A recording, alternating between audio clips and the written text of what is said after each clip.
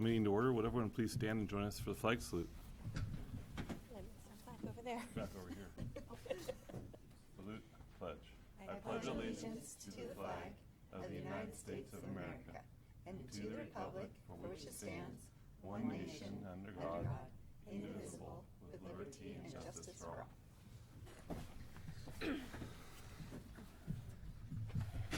All right. Got a good crowd tonight.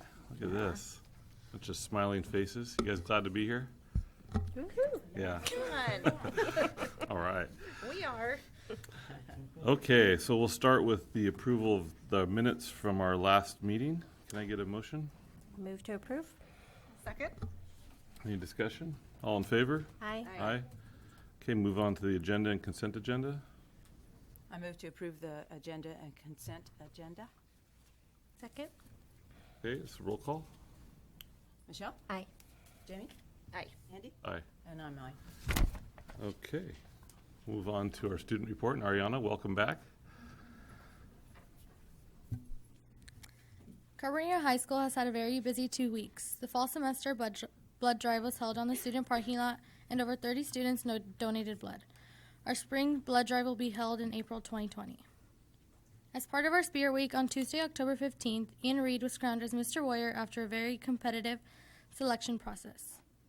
On Friday, October 18th, Jade Miranda was crowned 2019 Homecoming Queen, and the dance was held Saturday night in the gym.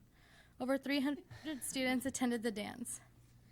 We want to congratulate to all the Mr. Warrior contestants and homecoming princesses and everyone who helped chaperone, organize, and guide ASB with these events, especially Ms. Madrano and Mr. Latham for their support.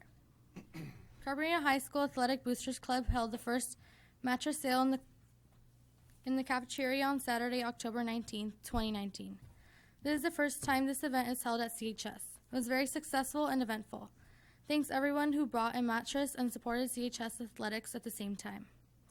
On Saturday, October 19th, culinary arts students attended a regional workshop in Santa Maria. Ms. Keen Gruner and 7 other students learned about the new culinary trends and employment outlook for the industry. FFA has also been very busy. On Wednesday, October 9th, 30 students went down to Santa Paula High School to compete at the Ventura section opening and closing public speaking contest. They competed against 23 other teams in total. FFA Carboneria chapter brought home the first place trophy for the speaking contest. The trophy has not been in Carboneria since 2007. This past Saturday, they held their drive-through tri-tip dinner sale, and this week they are hosting all elementary students for the 2nd annual Pumpkin Patch. The PSAT will also be given to over 150 students on Wednesday, October 16th. Students will soon get their results and use them to prepare for the SAT exams. CHS also participated in the Great Shakeout on Wednesday, October 17th. This is annual earthquake preparedness drill that is held in many schools and businesses across the state.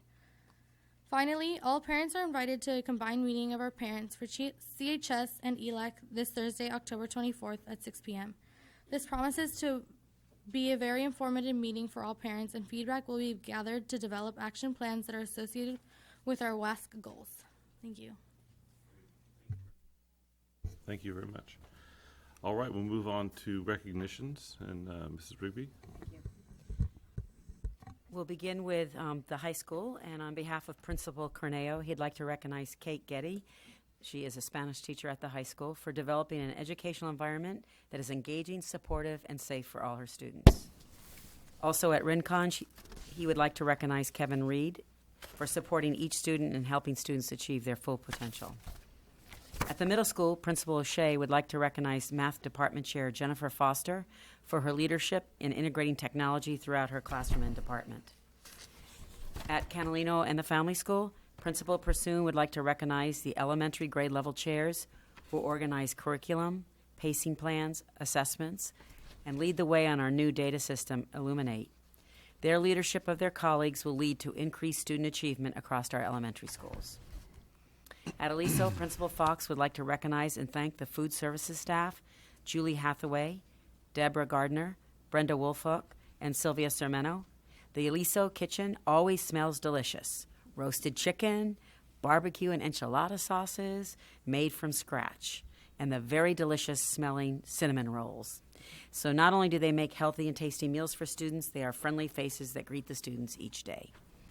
Principal Fox would also like to recognize Tom Pavia for his outstanding skills and patience working with his music students. It is amazing how students go from never having picked up an instrument to becoming self-confident musicians. We appreciate his love for music and sharing it with the students. Great, thank you. So we'll move right on to your report. Yes, and I'd like to continue with some appreciation. Tonight, I'd like to recognize the after-school program specialists, Crystal Hoffman, Melissa Tremmel, and Jackie Geary, and their staff for supporting 246 K-8 students with daily tutoring and enrichment activities every day until 6 o'clock. The next item is our CASP 2019. So California students' Smarter Balance test scores were released last week, and in the 5th year of test scores rose marginally with little progress in closing the achievement gap among ethnic, racial, and SES student groups.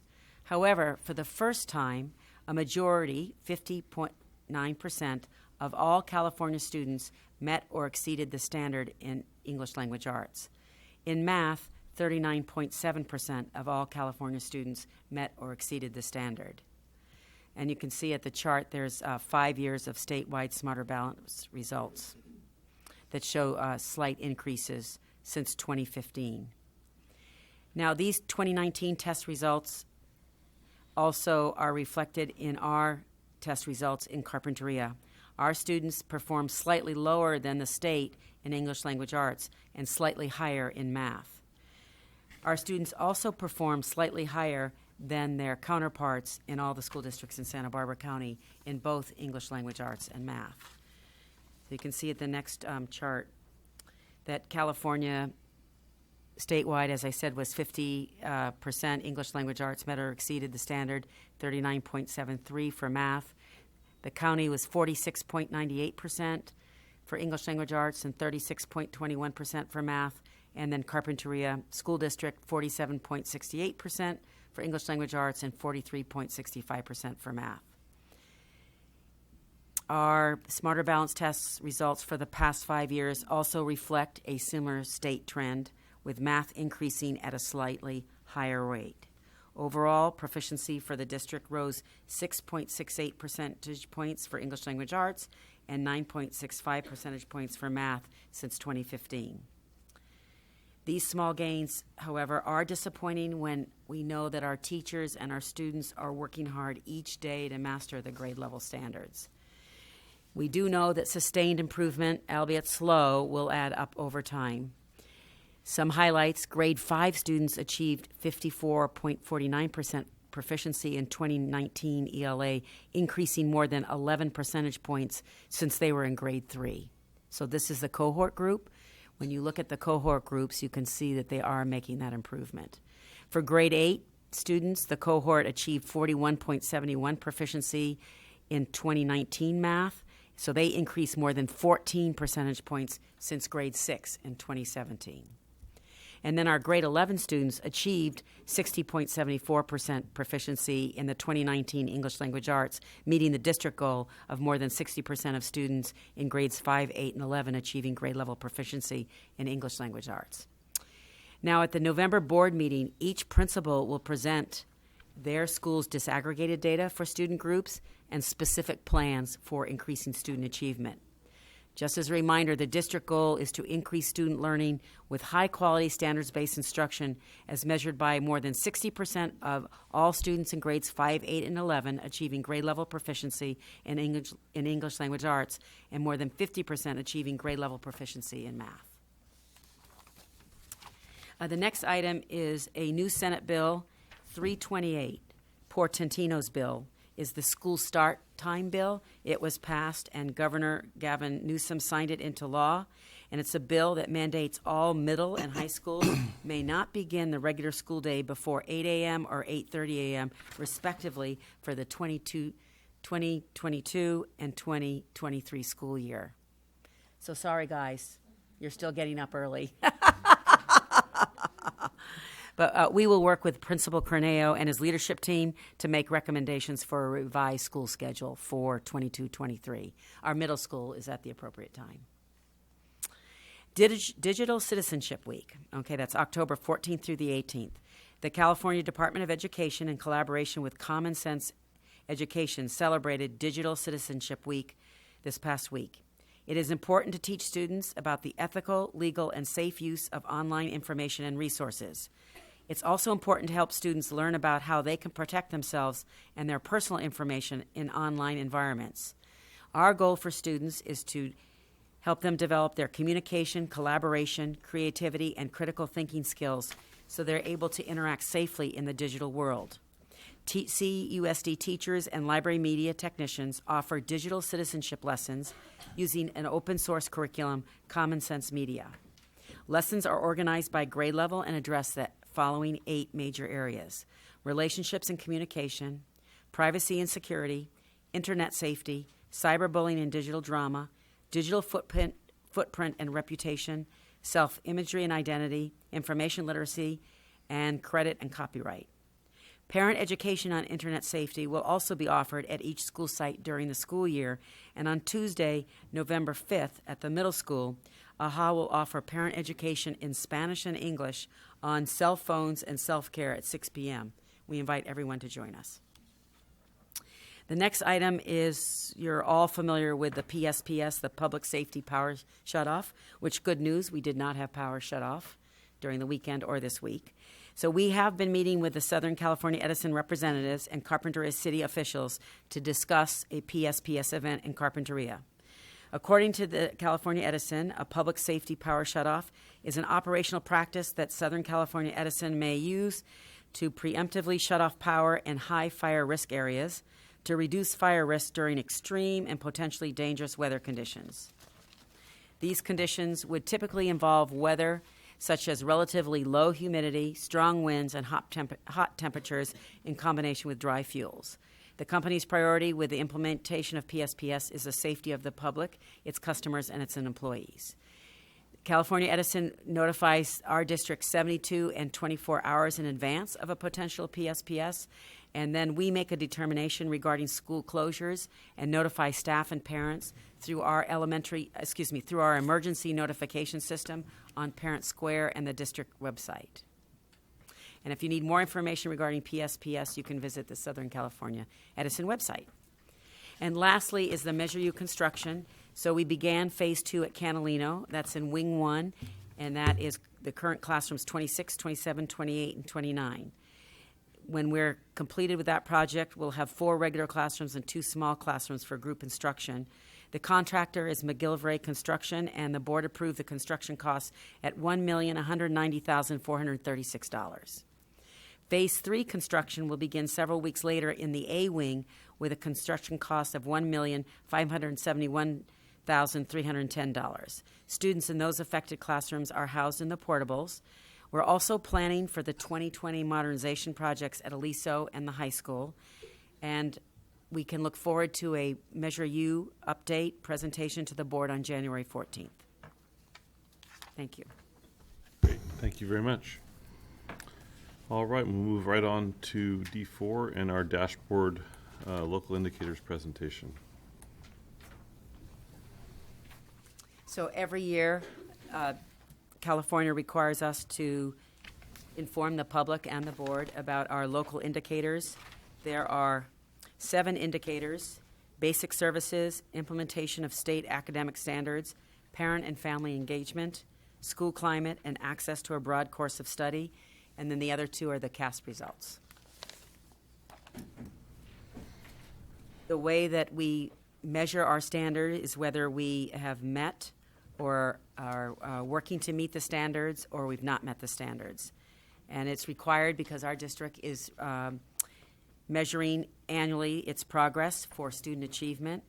We also report these results at a regularly scheduled public meeting, and we have to upload and publicly report these results through the state dashboard.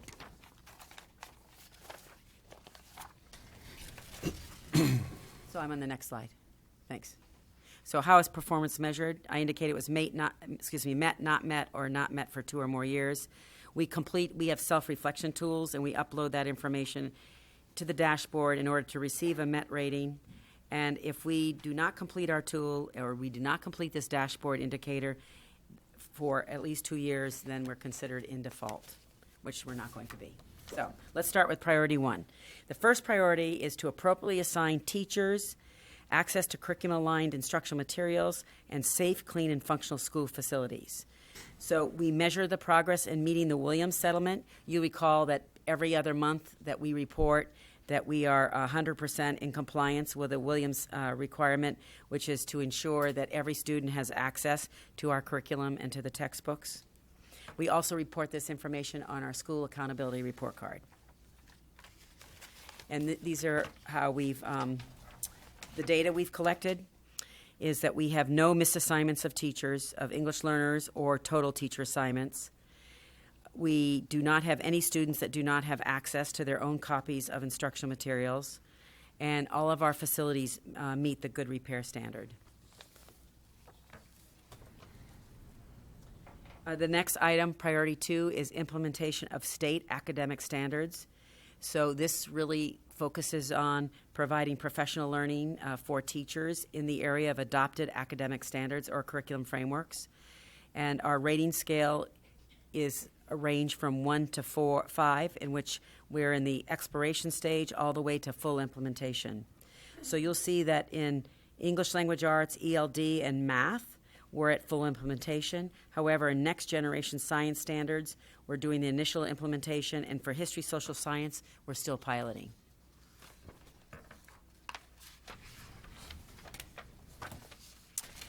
The next priority is that we have to make sure that our instructional materials are aligned to our standards and that curriculum frameworks are available in all classrooms where the subject is taught.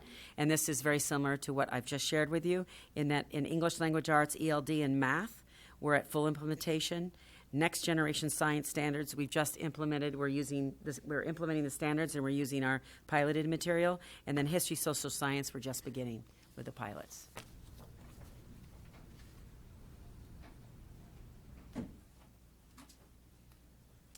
The next item focuses on, again, teacher professional development, and we have to rate how our progress in implementing programs to support staff in identifying their areas of improvement in delivering curriculum that's aligned to adopted academic standards. And again, it's reflective. However, our science, we've really we're piloting at the high school, but we've implemented at the elementary. So elementary, we've implemented our new science materials. At the middle school and high school, we're still piloting, and we're still in the very initial stages for history, social science.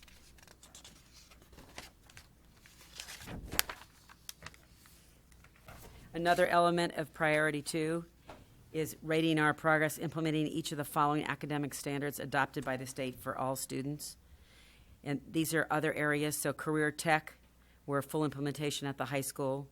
Health, they have not released the health framework, so we're at the very beginning. PE, we are full implementation at the middle school and high school. Visual performing arts, middle school and high school, and then initial for the elementary, and world language, middle school and high school's full implementation. Another aspect for priority 2 is support for teachers and administrators, rating our success in engaging in the following activities with teachers during the prior school year. So we have implemented a weekly early release time for K-8 teachers, and then we have late start Mondays for the high school, and that's the time for teachers to work in departments or grade levels or their professional learning communities, and they identify areas of professional development, and we provide that support. A good example is the social emotional learning, in which we're providing the AHA training every month. So we have rated ourselves as identifying the professional learning needs of groups of teachers or staff as a whole, initial implementation, identifying the needs of individual teachers as initial, and providing support for teachers on standards that they've not mastered yet. The next priority is parent and family engagement, and I would rate this as one of our stronger priorities. We build relationships between school staff and families. We have partnerships, and we seek parent input at our district advisory parent group that we meet every month with. We also have school site councils at every school site. We also have parent support groups at every school site. We have ELACs at every school site, and we have a DLI parent meeting at Canalino every month. So we have a variety of modes or ways that parents can engage us in conversation and evaluation of programs or input or feedback of school programs. So the first element was building relationships, developing the capacity of staff to build trusting, respectful relationships. So you'll see that all of these we've rated as full implementation with initial implementation in two-way communication using language. So we're still working on improving the ability to provide everything in Spanish. However, we've made great progress in that all of our materials are translated in Spanish. We have staff that is receiving a bilingual stipend that provides translation at all parent meetings. Also, during our special ed meetings, we have translation at all our special ed meetings.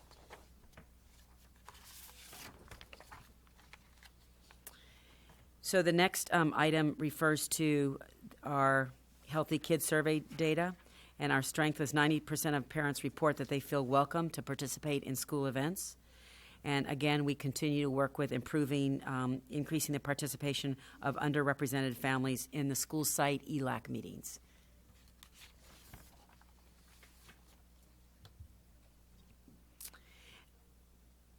Another element is identifying how we're supporting our teachers to improve improve the school's capacity to partner with families. And we've rated ourselves as initial and full implementation because our teachers provide families with progress information. We have two parent meetings in the elementary school. We also have meetings at the middle school and high school conferences. And so teachers are informing parents of their student progress, also providing support for students who are struggling, and parents also celebrate for those students with their incredible accomplishments. This item, we had to describe our current strength and progress in this area. 92% of parents report that schools encourage parents to be an active partner in their child's education. That's one of our strengths. And so our improvements is to continue to increase that parent participation in back-to-school nights and parent-teacher conferences. And again, it's around reaching out to underrepresented families to participate in our school events.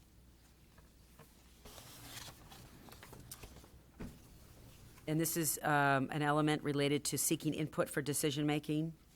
And again, because we have the variety of opportunities for parents to participate in giving feedback and making recommendations for program improvements, we believe that we're fully implementing all of these elements, building capacity so that family members can engage in our advisory groups and in decision-making.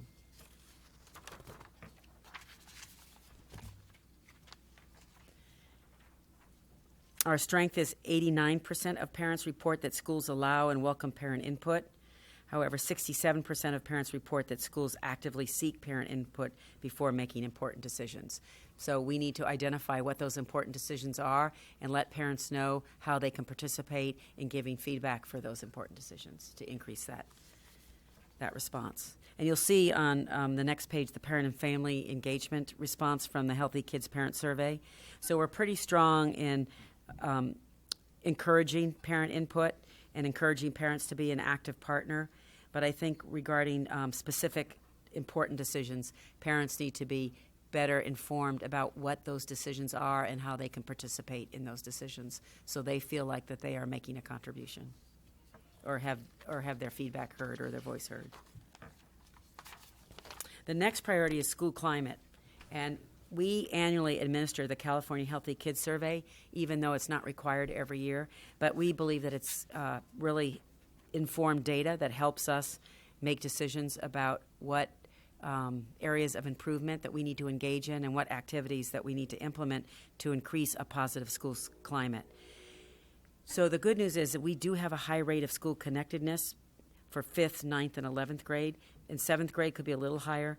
A high rate of student perception of school safety, again, that's pretty high. What is interesting is that there's a lower rate of student perception of academic motivation. So that's something that we need to further investigate, why students don't feel that they are motivated to do their very best in the academics, particularly in the middle school in 9th grade. So our goal is to continue to focus on increasing school climate, specifically school connectedness and academic motivation at the middle school. And so here's some of the activities that were put in place this year once we received that data last year. Specifically in their school improvement plan, Carpenter Middle School identified these following activities to increase positive school climate. They have implemented a daily advisory period, and they use the 7 habits of highly effective teens. They also have implemented an active ASB student leadership. They've implemented the positive behavioral intervention strategies. The faculty, they participate in monthly training in social emotional learning from AHA. They've implemented a social skills program in grades 7th and 8th. They hold monthly assemblies for student recognition. And then we have weekly early release time for teacher collaboration to adjust instructional practices. And you'll see in the next chart, this is the responses from 5th, 7th, 9th, and 11th grade. And you'll see it's dipping in the 7th grade.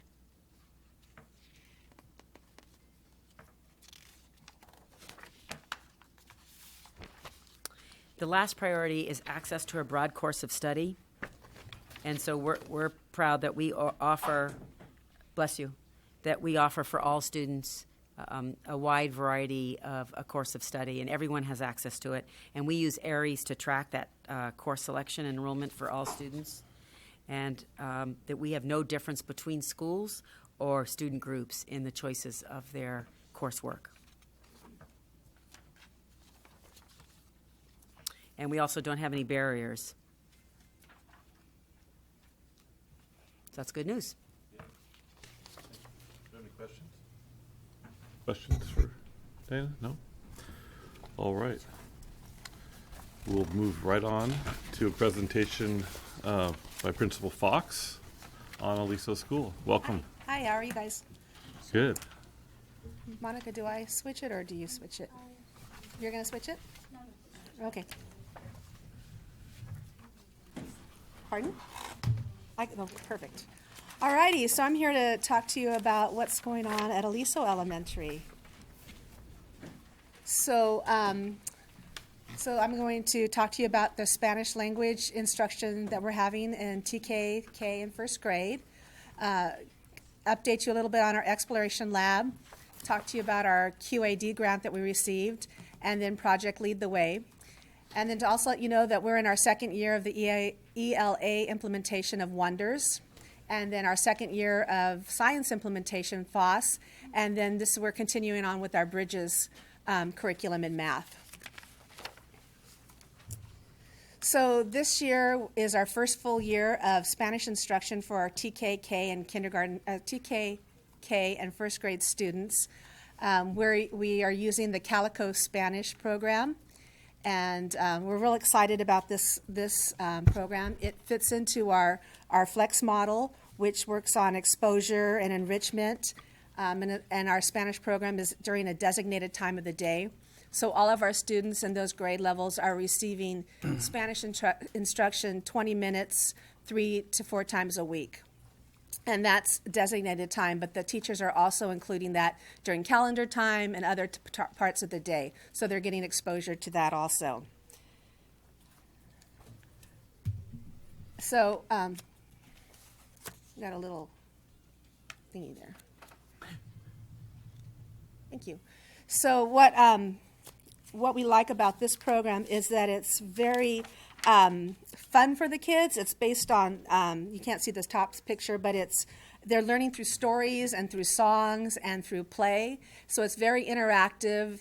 The teachers show the songs and the stories up on the big screen, and the music comes through, and they're singing and they're talking, and it's all very kid-friendly. It starts out with Pedro the blue fish, and he starts introducing the students to conversation. They learn their letters and their colors and their names, how to introduce themselves, and that begins to increase in complexity as they go along. So they're really enjoying that. What's also nice is although it's digitally based, we do have print resources that the teachers can print out and use. And then as well as the language, it also introduces our students to the culture. And so we're really emphasizing that, and especially coming up, we have a Dia de los Muertos display in our library, and then we're also having a Dia de los Muertos night where students are going to come to the school and dress up and watch a movie and have food and celebrate that culture. So we're excited about that. We've only been doing this a few weeks, so I don't have any fun video to show you the kids singing, but next time that you come on the 25th, I'm hoping that you can see the kids really engaging in it. It's really cute to watch them. All right, so on to our exploration lab. We're continuing with the exploration lab, and we're really excited to keep growing that and developing that.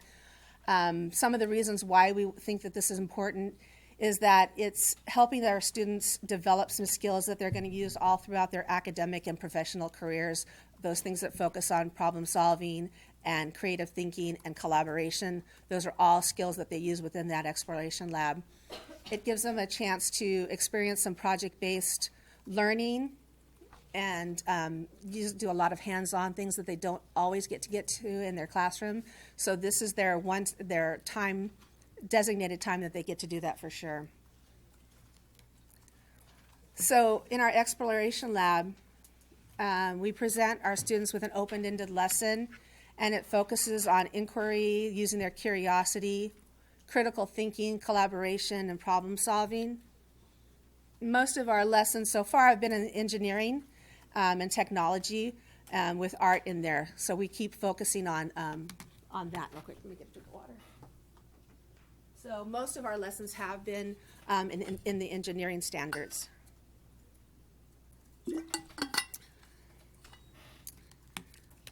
So here's some of the who. So what's nice is that all of our students, TK through 5, get to experience this. They all come in once a week, and the lessons are, they're all presented with a general question, and the lessons are differentiated based on their grade level. So they have different outcomes in what they're going to explore, and the teachers lead those lessons.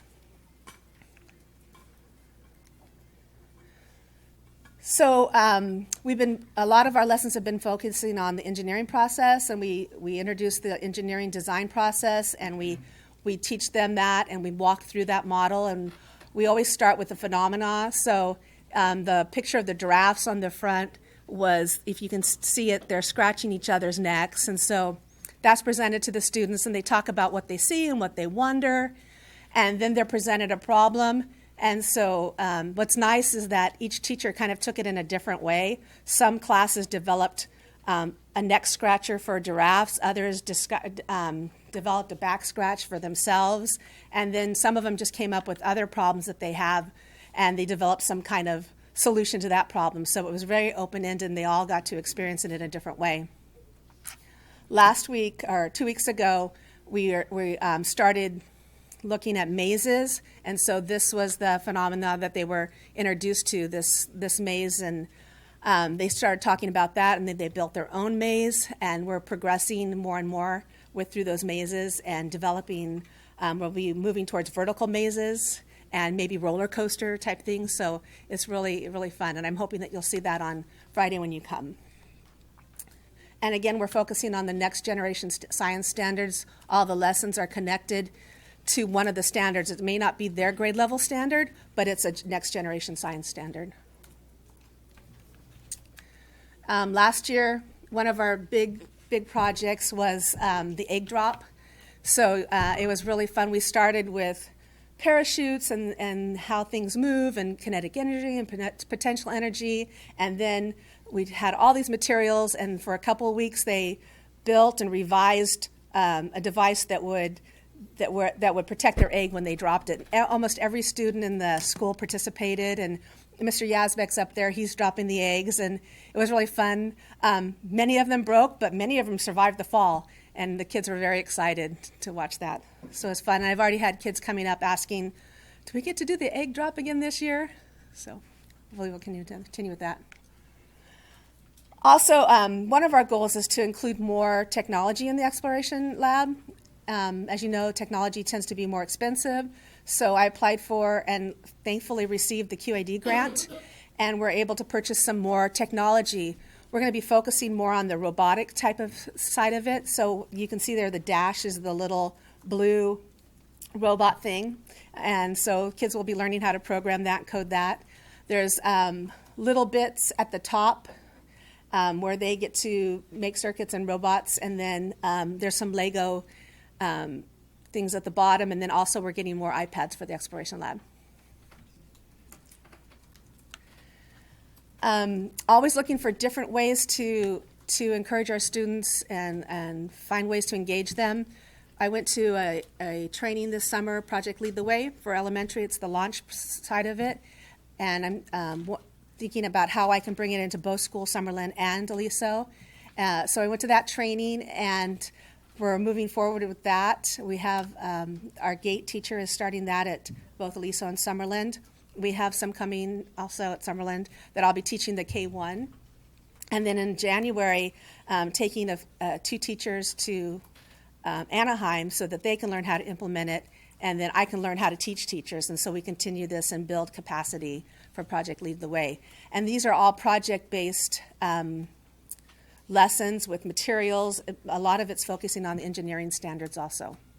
So that's where we're leading with the Exploration Lab. And that's kind of us in a nutshell right now. So any questions? Great. Thanks, Michelle. Thank you. We yes. Look forward to the visit. I have some comments. Okay. And I remember every year asking you the same question. Well, do you have the test course at Aliso? And you had him. Now I have him. The coastal view actually mentions Aliso School. I'm quoting as the bright spot. Great. Pretty good scores. And I'm glad for your leadership for all of these years, and I'm glad that you stay with us. And I wish that there was a Michelle Fox on every school site. Thank you. Thank you very much. Any other questions about any No, of the it's things we're doing? exciting to see the engineering lab really taking shape and getting utilized like it is. Yeah, it is. It's fun. And I'm excited about your visit on Friday so that you can see some of that in action. And the Spanish is really, really fun too. So lots going on What's there. the feedback with your language, with well, it's not dual language, but with the language enrichment? So the teachers are really enjoying it. The kids are very engaged in it. They're singing, they're talking. Like I said, we've only been doing it a few weeks, but it's easy to use. The program's easy to use, and it's engaging, and everybody seems to be liking and thinking that it's working well for what our expectations are. As we move up through the grade levels, we're hoping to see it become more complex. So are you seeing marked improvement in language acquisition? I know some of the students got it last year. So they didn't. This is the first Oh, year. they didn't. So I thought we piloted it last year. We did pilot Spanish, but we didn't. We just have this program. We found this program for this year. So TKK and 1 are all starting at the same spot with this program. Oh, they are, okay. And so they're using the same thing because we didn't have that. We were kind of improvising, and it wasn't exactly what we were looking for, and it didn't work the way we wanted. So we wanted something that was more engaging and more sequential than what we had.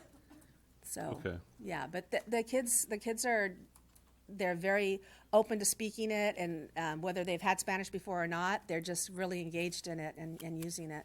Great. Yeah. It'll be interesting to see that. Yeah. Michelle, are you seeing more parent participation in those classes, or it's too early to see? I think it's a little too early to see. We're getting more parent participation in other areas through our ELAC and our PFA, so we're seeing more and more of that. All right. Thank you. Okay. Thanks, Michelle. All right. We'll move on to item D6, Superintendent Evaluation and Goals, second reading. Is there any change to this from last week? Okay. All right. Can I get a motion there? I move to approve the superintendent's evaluation. Second.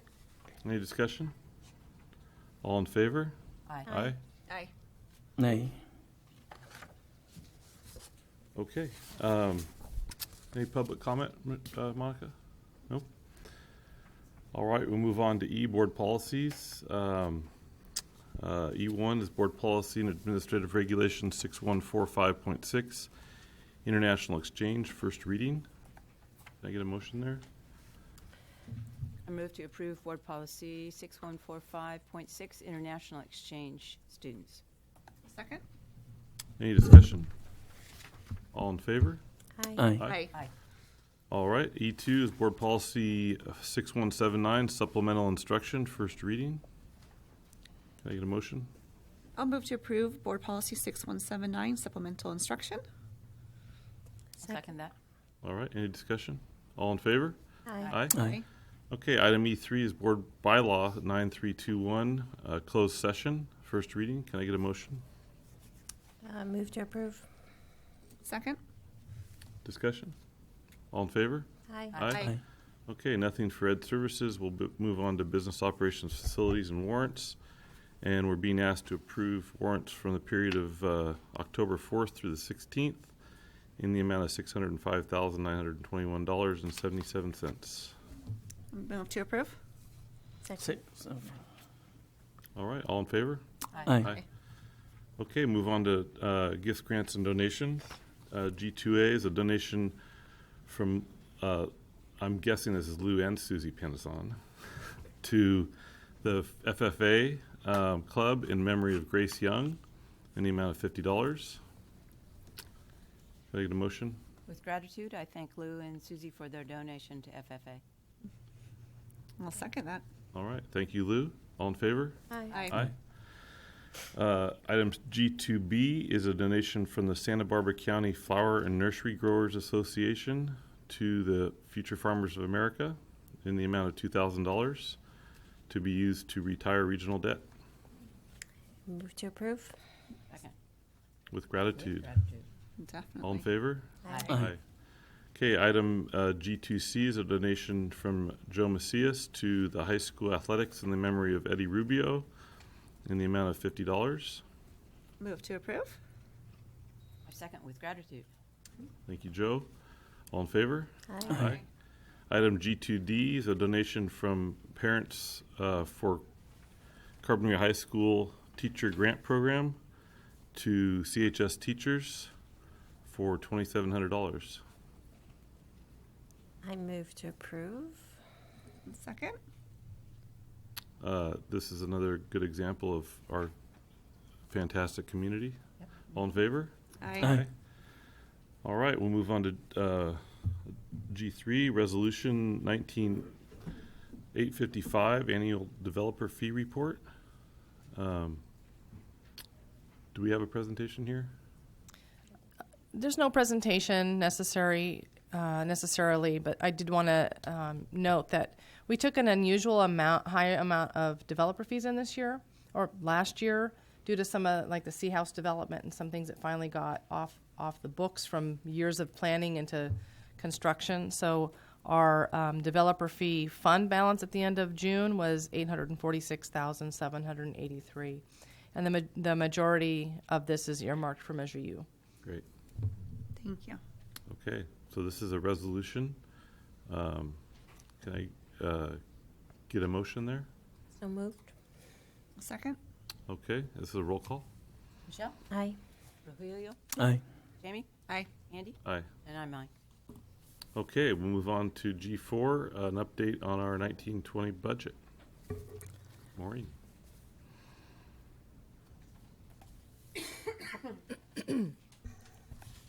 Okay, so not a lot has changed in the October budget update, although there have been significant events that have happened since our last budget update.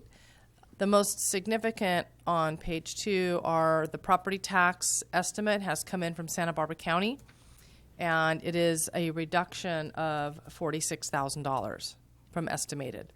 Not what we wanted. It is what it is. This won't change much throughout the year. The next estimate or benchmark that they give us is in the spring. We probably won't get that until around April. and then at year-end close the first week of July. The last property tax document we get from the county usually has any one-time adjustments in it. So that could go up, it could go down. But for the most part, this isn't going to change for the year.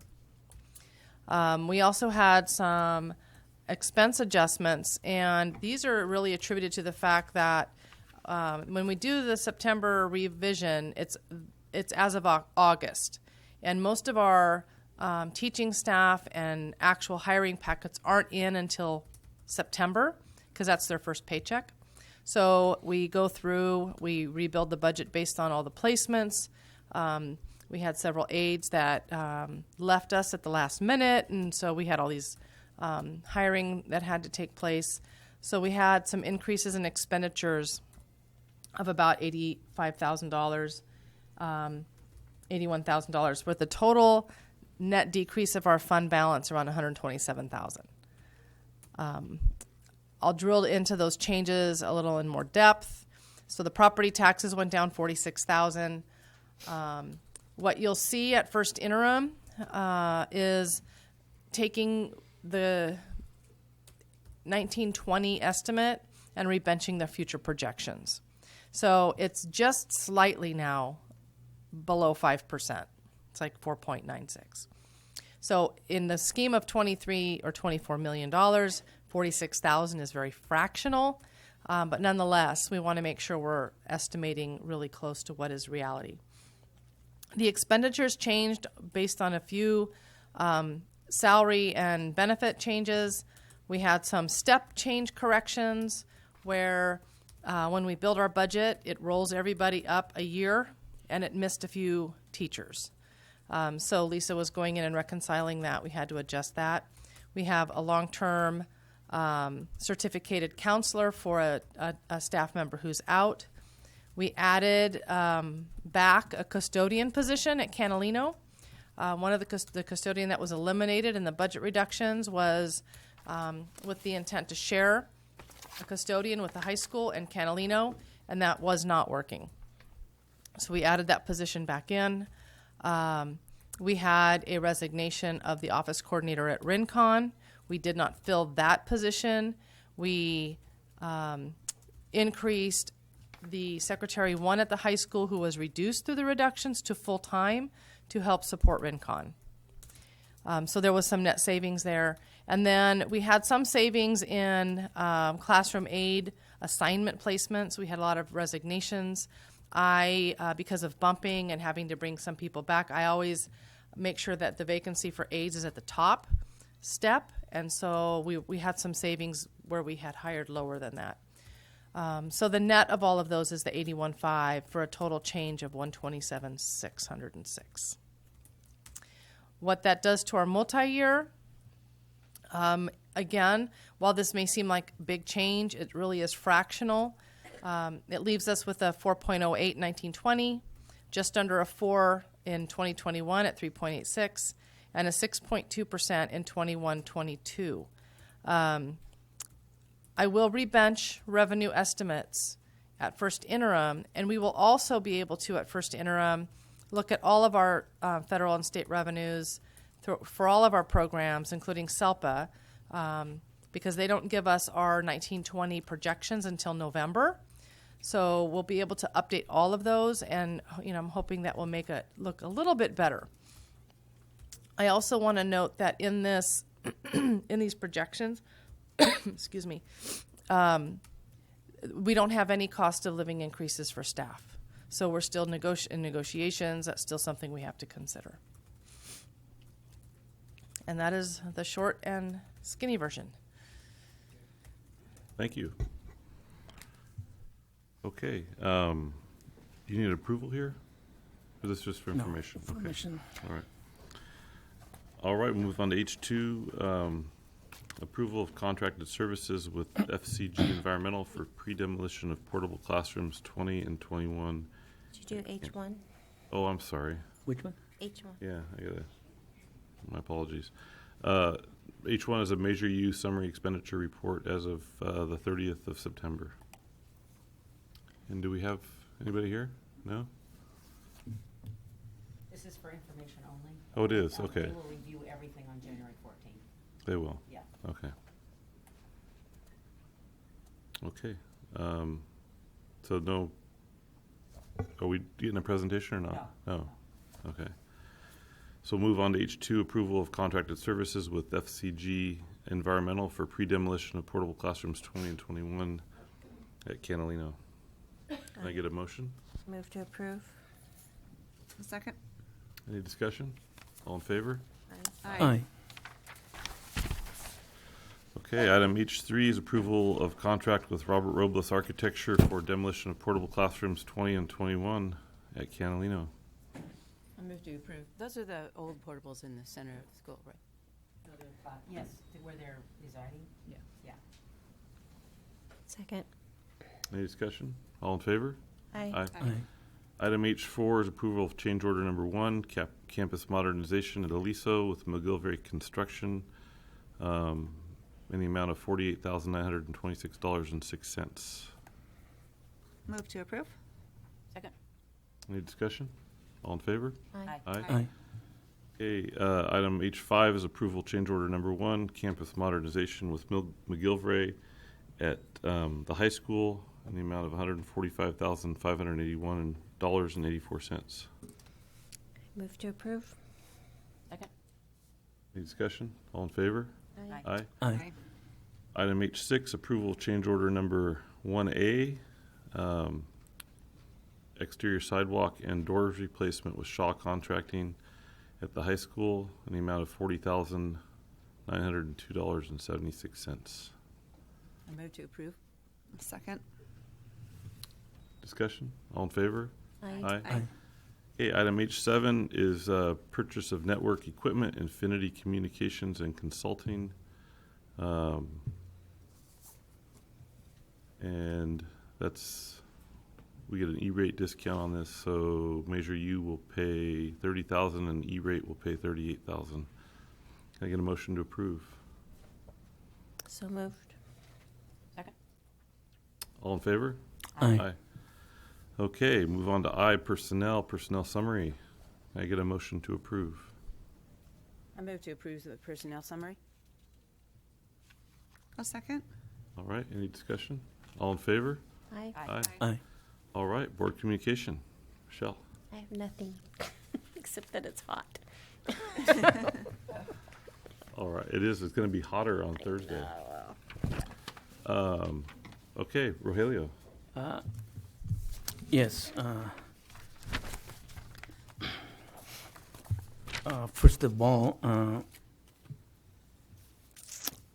2 weeks ago or so, during our last board meeting, I talked in detail about test scores, English, language arts, and math.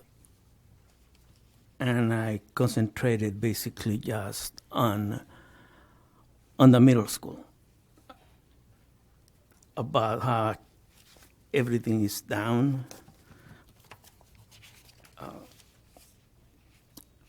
6th, 7th, and 8th grade. And I just hope that this test scores would improve to the state mandated level, which is 60% on EL and 50% on math.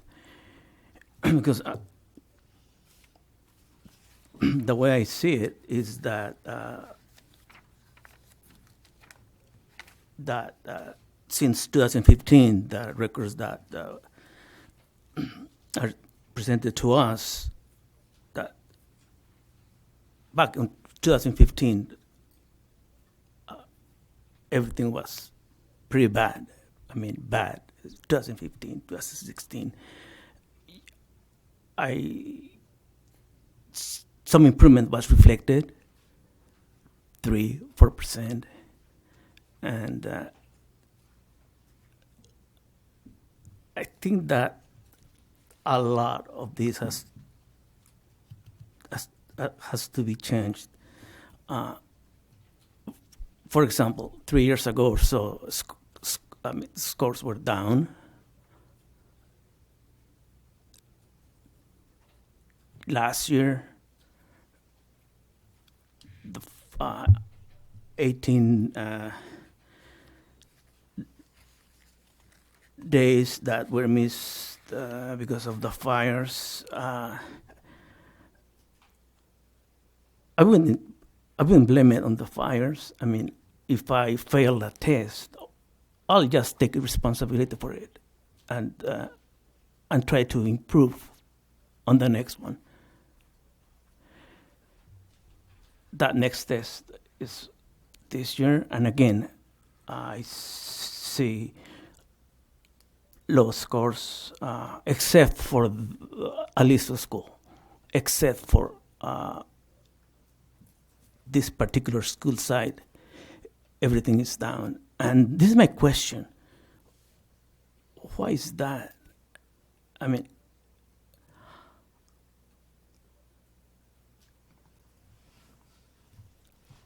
remember, Diana, I asked you last year the percentage of teachers that live on other cities like Ventura, Oxnard, Santa Barbara, Goleta. This is just poor communication, right? We're not Yeah, having a discussion here. I know. I'm not expecting a reply. Well, it sounded like a question. No, it's not. It's a rhetorical question. Okay. All right. And now, Canalino School. This is my question. What is the difference between Aliso and Canalino? It's on the coastal view. It's not that that I'm trying not to see. I discussed it last board meeting, and that's exactly how the coastal view reported it. Aliso School is the bright spot.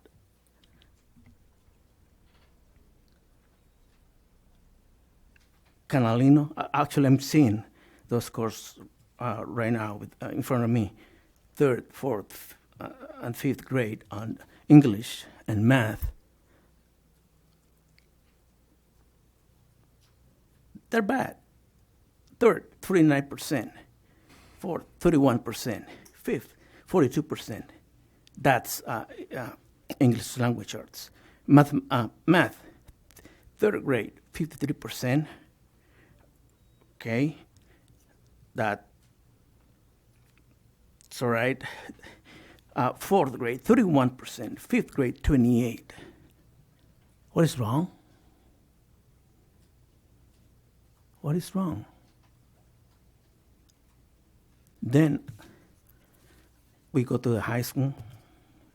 It's on the coastal view. You can read it. 11th grade, down.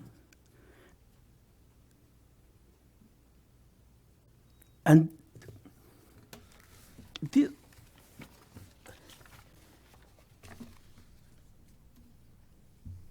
a lot of this has to do with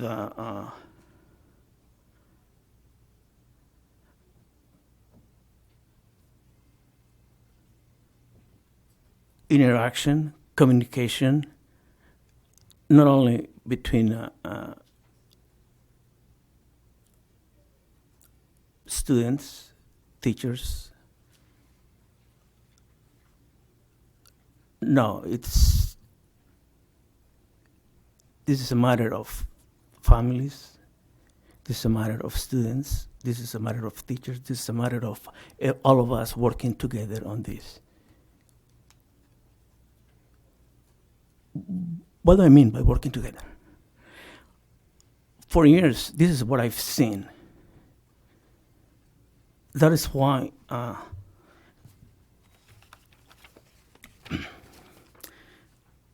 I'm taking a look at Diana Rigsby's annual goals.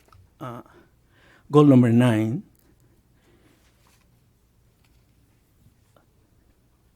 It says increase collaboration with union leadership on labor negotiations. That implies communication. And actually, last year I issued 3 challenges. Rogelio? Yes. Wasn't that a No. that was a agendized No. item tonight? Correct? So we had an opportunity to discuss this No, at that time? No, but this is all related. Everything is related to what I'm Okay, getting up. But this is No, this well, is really well, just I know. board communication. This is I know. not a, this Well, is to begin with, this isn't a chance no, for you to just no, just, no. just vent here. First of all, You're taking advantage no, of board communication time no, by wasting everybody's time in the audience. No. Well, if you think it's well, you first are. of all, You are. well, This is not the forum for this. This is not the forum. do you know what you're doing right now? I'm trying to No. move this meeting along. No. You're interrupting me. Actually, you're harassing me. You're bullying me. I'm not pulling you. Yes, you are. No, I'm trying. No. I'm trying to. No. This is not the time for you to No, sit here you see, because we can't have a you- discussion. You keep doing it. So, please stop. Okay? Stop. Well, would you please hurry? Like, just get to a Correct. point here. Well, now I'm talking, and you want me to finish in 1 minute? No. No, this is the board communication is not an opportunity for a board member to sit here and discuss and basically lecture. No. Wait. To begin with, all I'm asking are rhetorical questions, meaning that I do not expect anyone answering my question, but you're doing it. But you're making statements that we cannot respond to that are Well, inaccurate. you see, No, you're doing making it. Inaccurate No, statements. you're doing it. So What am I please, doing? well, you're interrupting me. I know, but you're making statements that are inaccurate that we cannot rebut because it's not. Well, you're doing it. agendized. You're doing it. We're doing it. And have I ever during these last 3 years interrupted you during your board communications? Please continue. No, I'm not expecting a response. It's a rhetorical question. Have I ever? No, I have not.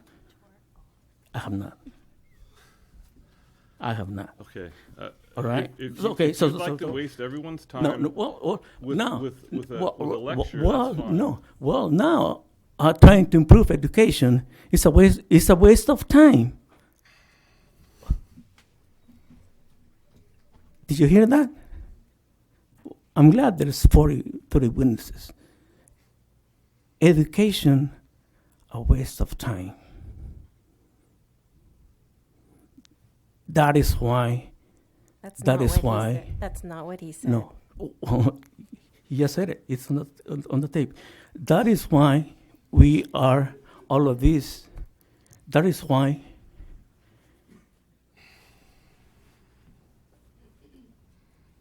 I'm discussing this politely. Okay? So, for your benefit, I'm almost done. Okay.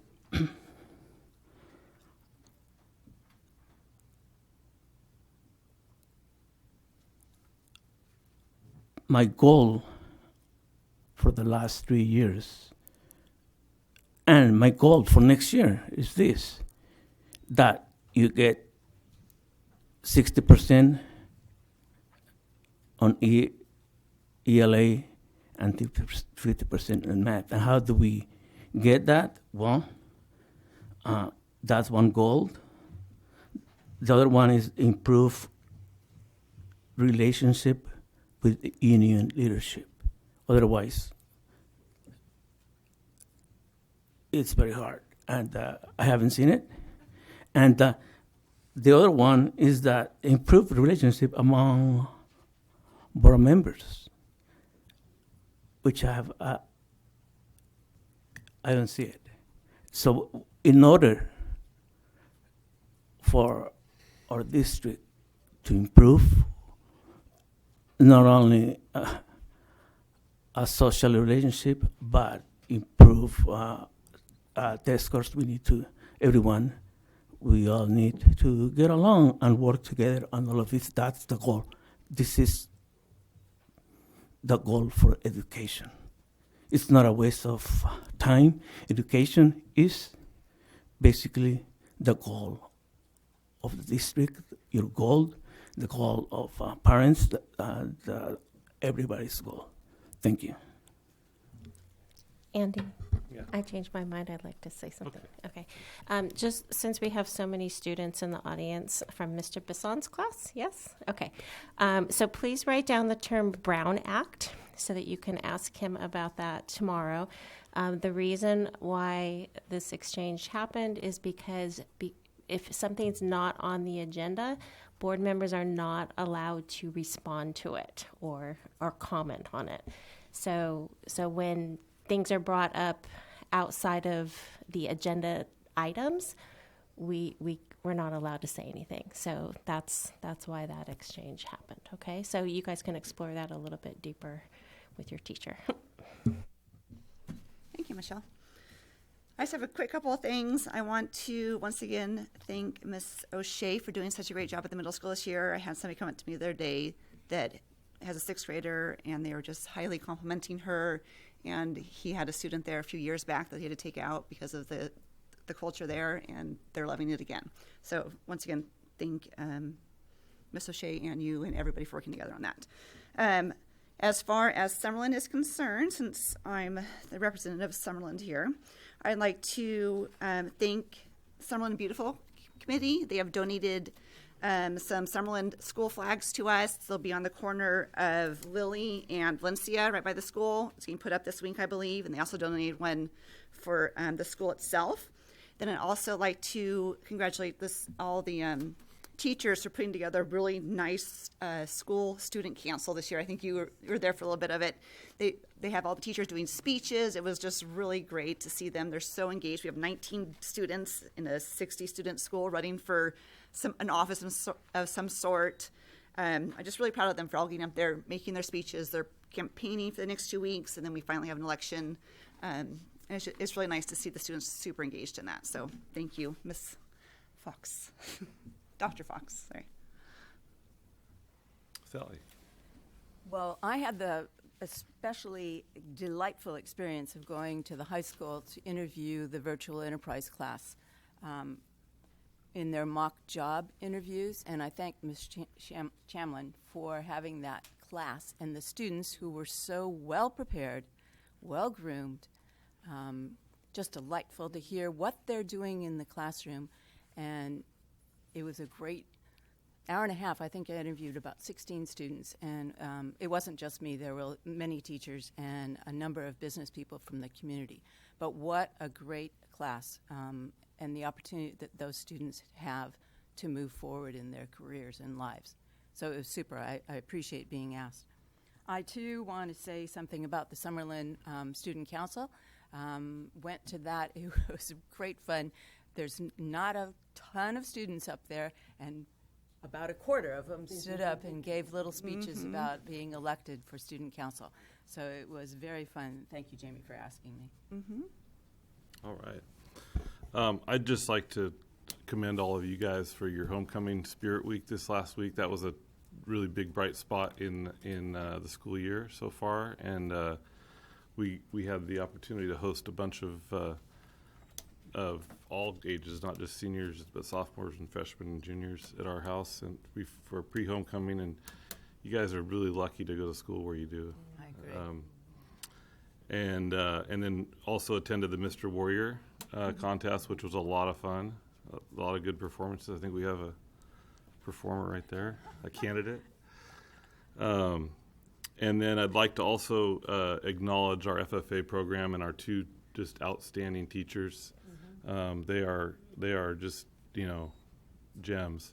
But I wanted to remind the community, Ariana mentioned it in her student report, that they're having the pumpkin patch at the high school. They've got a great little program going on there, and it should be a lot of fun. Knowing those two teachers and the enthusiasm they bring and the students' enthusiasm that they're bringing out, it's going to be a big event. So I would encourage everyone to, you're going to bring your school, right? Summerlin went today. Oh, great. And they came back. They were so excited. They had their pumpkins. They had cookies there. It was just a beautiful day, and they were just thrilled with it. Yeah, yeah. Yeah. Yeah, they're fantastic. So I think that's that. And then we have a board calendar. We have board tours on Friday. We're looking forward to seeing all the campuses. So on October 25th, the agenda is going to be published tomorrow morning. And from 8 to 9:30, you're going to start at high school and then go to Rincon. At 9:45 to 10:30 is going to be Aliso. 10:45 to 11:30, Canalino and Family School. 11:45 to 12:30, Middle School. And then ending at Summerland, 12:45 to 1:15. Great. Yeah. Thank you. Okay, I think with that, we're adjourned. Thank you all for Thanks, coming. everybody, for coming. Good show tonight. And we can come on up here and we can sign your papers.